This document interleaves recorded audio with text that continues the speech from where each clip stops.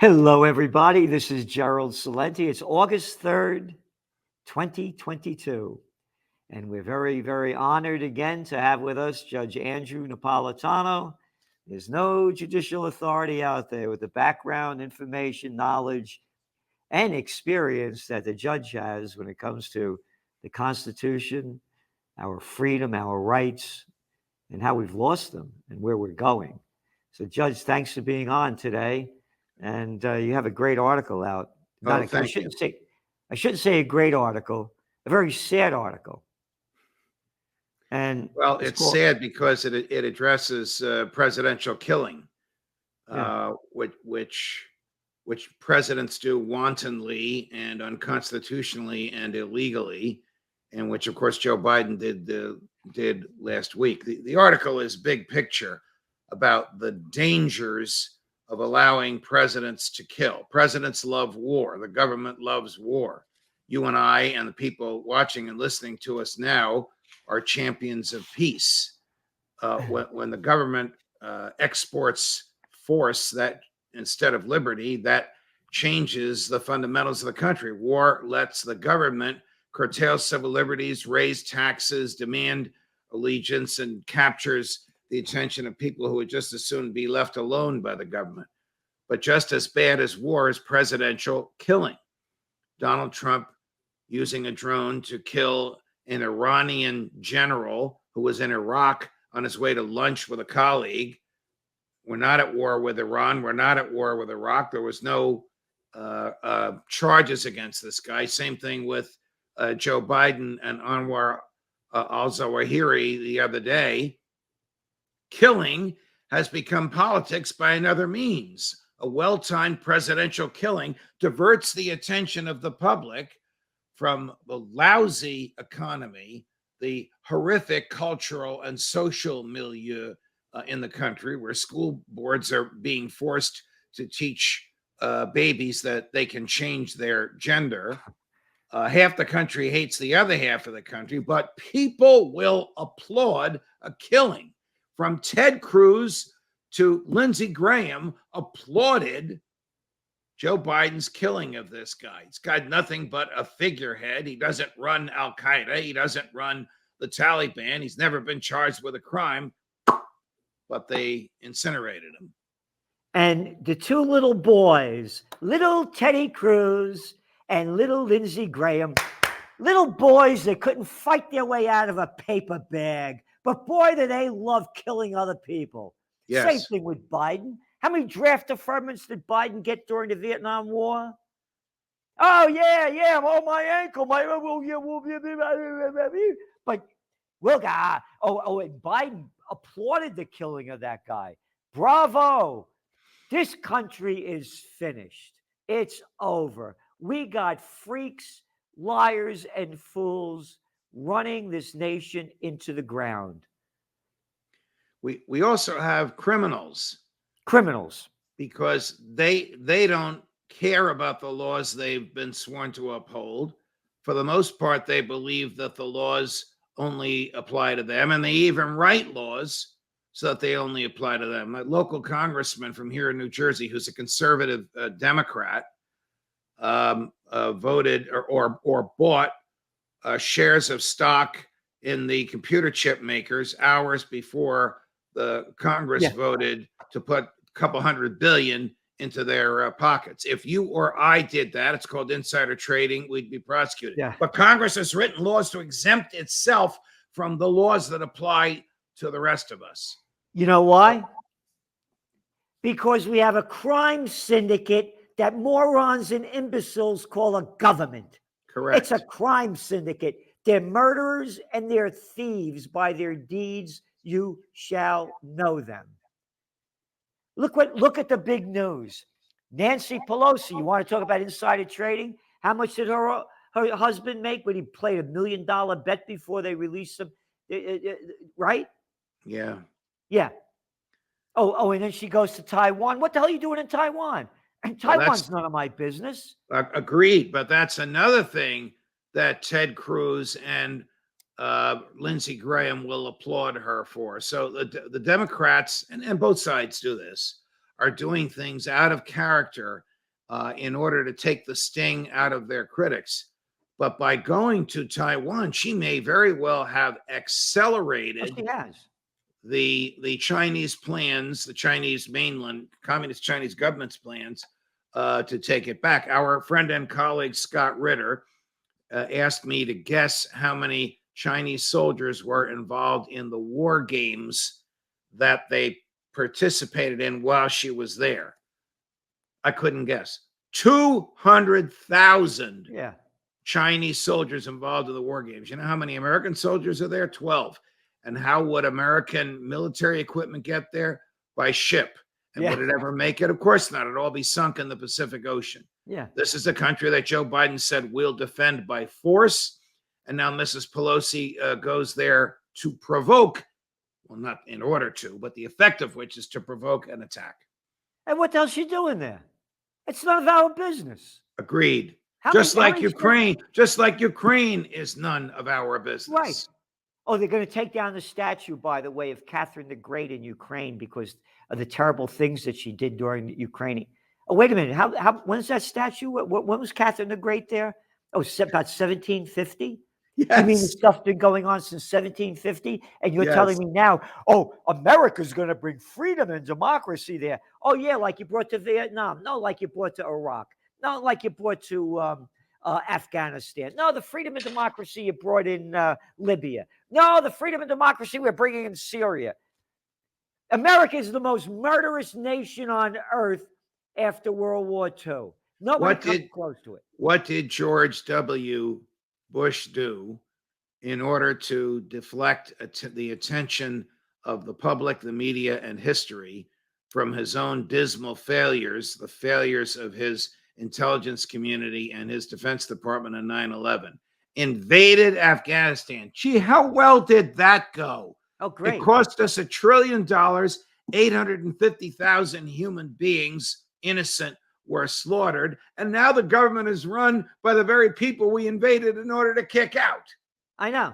Oh, and the arrogance of these guys, like that mildly playing general, and they wear all of these little new ribbons and say, grow the hell up. What are you in, Boy Scouts? With all this crap on your shoulders?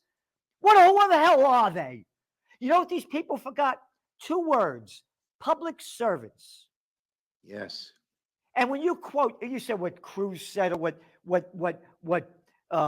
Lindsey Graham said. How about what Mickey Mouse or Donald Duck said? Hey, You're Gerald, really, I'm not kidding. yeah. Little pieces of scum crap that have done nothing for us other than rob us of our freedom, rob us of our money, rob us of our morality. We need a second American Revolution. The same reason the first one happened is the reason this one should happen.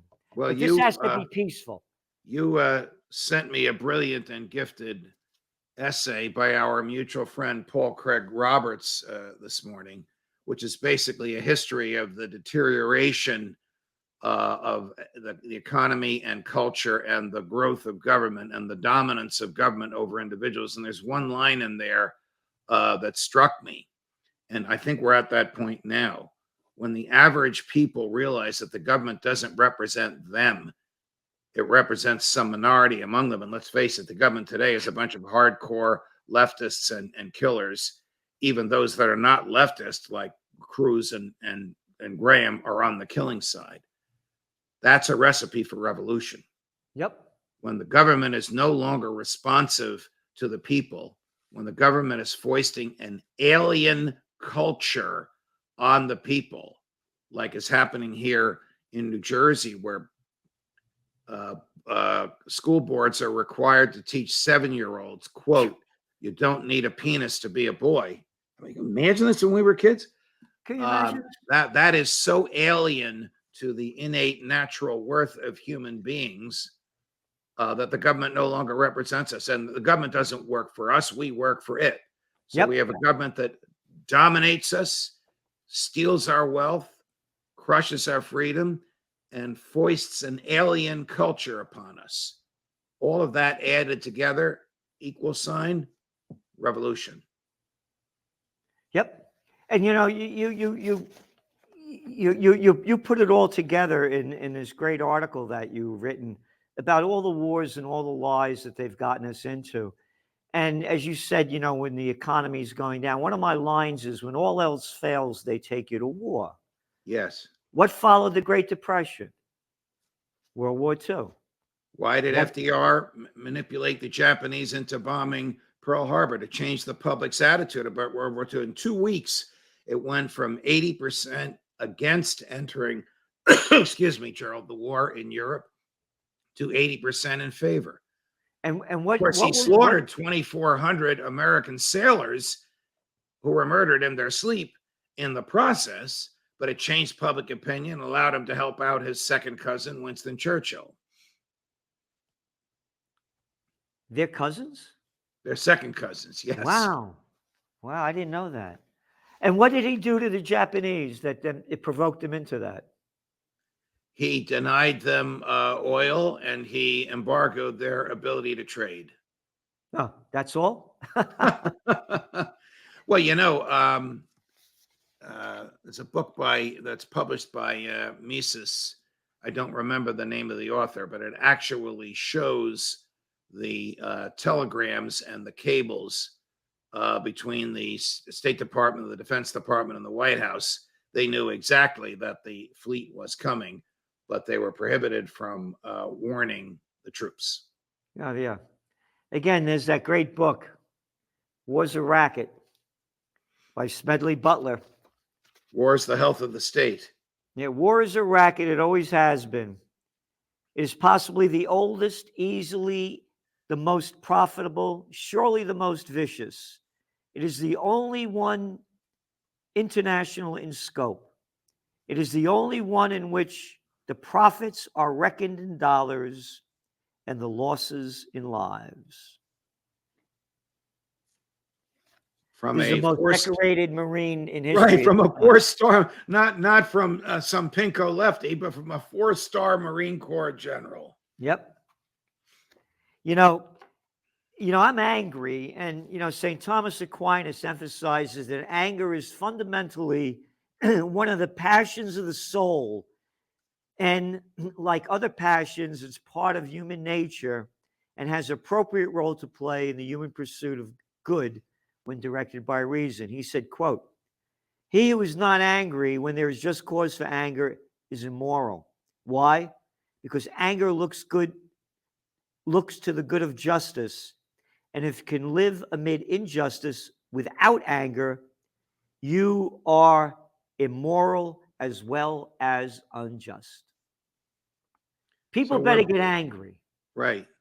And they better you're get in a angry, and they fight. better get angry at the government, which is the root of inflation, loss of liberty, cultural degradation. Why did those 19 kids die in that school in Uvalde? Yeah. Because the government didn't know what the hell it was doing. That's right. 376 cops, every one of them armed, and they couldn't save 19 kids. Yeah, but they'll shoot you in the back.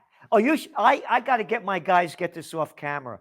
Right out the other night, 10:30 at night, I see lights flashing outside. There's a state trooper car. There's nobody out there. This woman, state trooper, has this guy sitting down, and she has this light going like this, and his eyes. She was out there for 15 minutes with doing this kind of stuff, having him walk like this, like that, doing all this stuff. These are DWI tests. Yeah. And then she made him do the thing, and then she let him go. He didn't do anything. This is what we're spending our money for? Did he hit anybody? That used to be the way. The old days, if you got in an accident, you were drinking, you were in trouble. Correct. But if you got home safe, it was none of the government's business what the contents of your veins exactly. Is. Exactly. It was a freak show. It was a freak show. I wanted to yell out the window, "Hallelujah!" And that's what this country's become. It's two things. When you look at all the laws that have just been passed, giving the chip manufacturers all this dough, and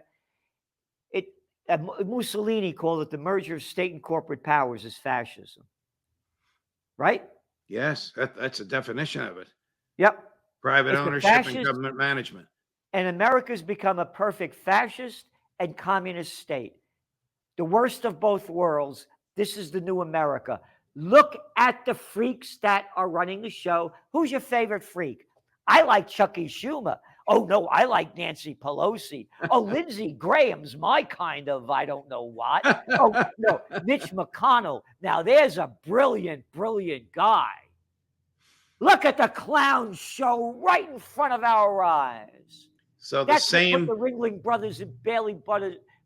Brothers and Barnum and Bailey circus out of business. You don't have to go to the circus to look at the freak show. All you have to do is turn on the TV, listen to the little clowns that step right up, step right up. That's who they are. And the clowns that they got in there are the government. the same guy that just ordered the assassination of Anwar al-Zawahiri needs a note card to say, approach the podium, introduce the vice president, sit down. The note cards they give to Joe Biden telling him how to behave in public remind me of what you'd give a 5-year-old in a school play. Yep. And he has the power to order an assassination.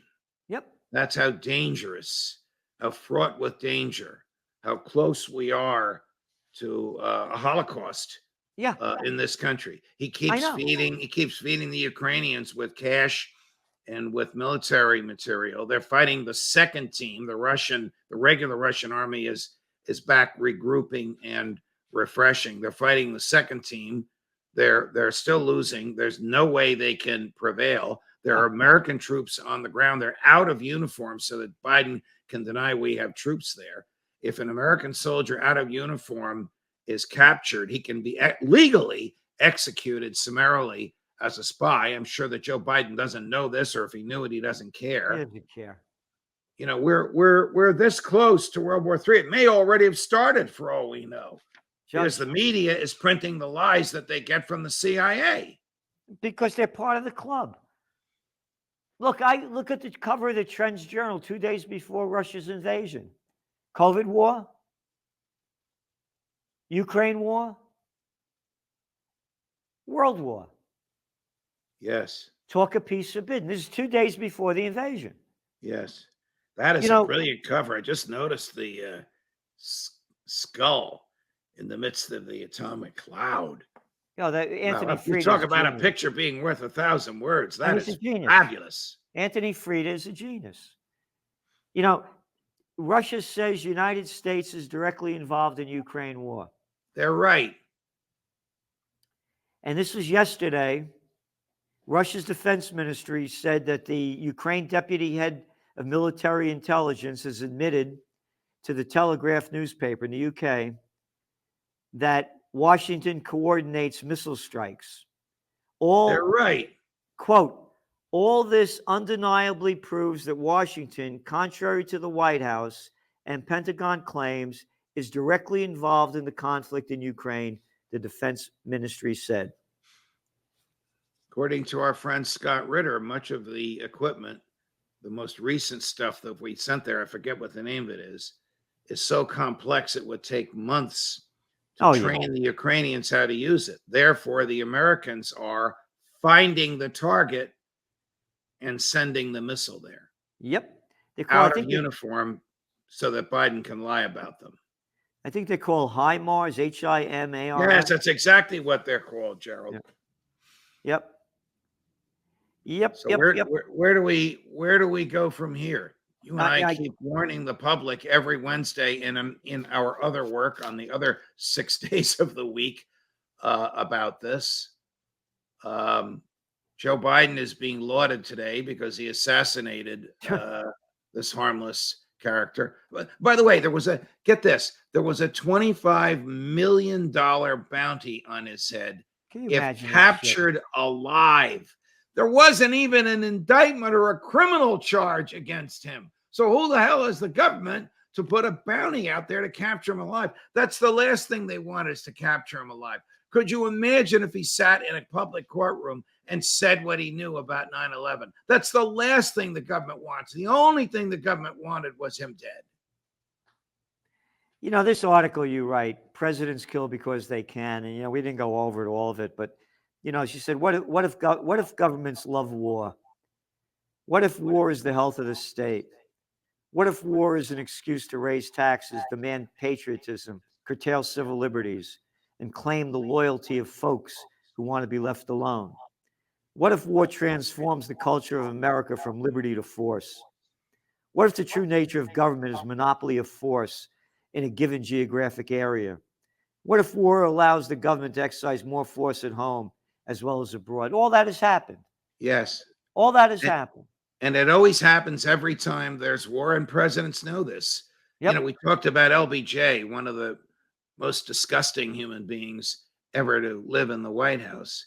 His hero was FDR, and he wanted to be a wartime president like FDR.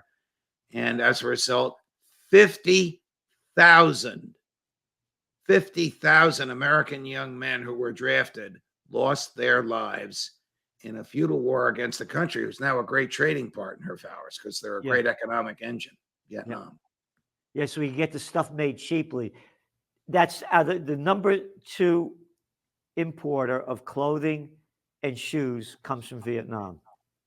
And that they're saying is they're selling the same line that they did back then. If we don't stop those commies from taking over Vietnam, those dominoes are going to keep falling, and before you know it, they're going to hit the shores of California. If we don't stop those Russians now, before you know it, there's going to be taking over Europe. They're selling the same lines, different story. Again, when all else fails, they take you to war. Again, you're talking about little Georgie Bush, a little daddy's boy, born on third base, thought he had a home run, and nothing of a clown, nothing of a stupid little jerk. What does he do? The NASDAQ was down. You were saying how he was going down on the polls. The NASDAQ was down 66% before 9/11. The dot-com bust was wiping out the nation. We were going into a deep recession. All of a sudden, we're going to get that guy Osama bin Laden dead or alive. And 88% of the people swallowed that idiot's crap. Saddam tried to kill my daddy. Yep. Mankind must put an end to war, or war will put an end to mankind. John F. Kennedy. You think Johnson got Kennedy assassinated? If you read Roger Stone's book, you will. Yep. I met John Connolly, who was the governor of Texas, that sat in front of Kennedy and took the bullet in the back. I have a photo of me, him, and his wife in front of the book depository, 1992. Their first time back since the assassination. And he told the story what happened that day. And as we're going back into the Anatole Hotel, he stops and he looks at me. And he said, I read your book. And the book was Trend Tracking, far better than Megatrends Time magazine. And the reason he wanted to meet me, because in this book that I wrote in 89, I had forecast a new third party in someone like Ross Perot. And that's what happened. Anyway, we're back in the Anatole Hotel. And he looks at me. He said, I read your book. He said, fine piece of work. He said, I know your heart's in the right place. He said, you don't have a clue what's going on. And neither do the American people. Because if they did, there'd be a revolution in this country. That was 1992. The same can be said for 2022. And much, much worse. Back then, I remember running to the airport, always late for flights. They didn't have to get frisked and go through metal detectors. Yeah, whole different world back then. Yeah. Thank you, Judge, for coming on today. And again, I'm heartbroken because my business is to see the future. And I've been at this a lot of years. And if we don't stop this madness, and you write it in detail in your article, all the presidents that took us to wars and all the people they punished for coming out against the wars. Just like you saw the work it put on that rally and all the money it cost. Not one piece of media coverage, despite sending out thousands and thousands and thousands of press releases over the last 3 weeks prior to the event. because Not one piece of the coverage. media hates and fears the message of peace, because the media is an arm of the government and the CIA, and they deathly hate and fear peace because they go out of business. And that's why I guess they hate and fear us. Thanks so much, Judge. All the best, Gerald. Until next Wednesday. Ciao, ciao.